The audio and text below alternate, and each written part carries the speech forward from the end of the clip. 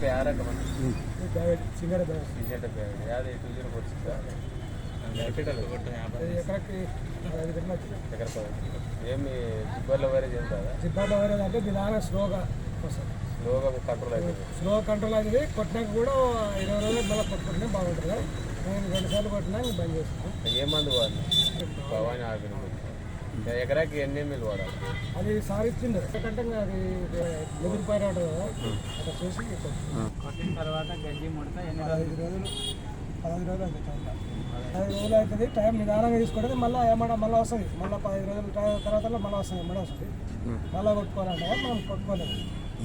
కొట్టబడితే first మొద్దుబారిని చేయాలంతా, తర్వాత నీటి 15 రోజులకు నీట్గా అయింది. నీట్గా పూతాకుండా అంతా వచ్చినాక మళ్ళీ ఎమ్మడి వచ్చింది.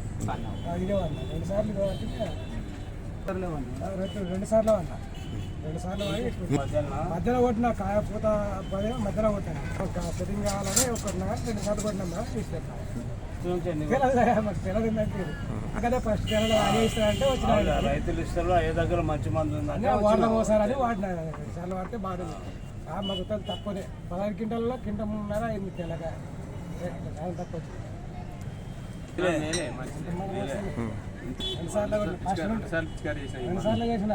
ఫస్ట్ నుండి చేస్తే బాగుంటుంది కానీ మనం ఫస్ట్ నుండి చేస్తే మనం రాని వైరస్ కానీ మేము ఫస్ట్ నుండి వాడలేదు. తర్వాత తెలిసినాక వచ్చుకుంటున్నాం. ఆడుకుంటే అందరికి బాగానే కొట్టుకునేవాడిని. బాగా పంటలు రైతు బాగా ముందు పడుతుంది.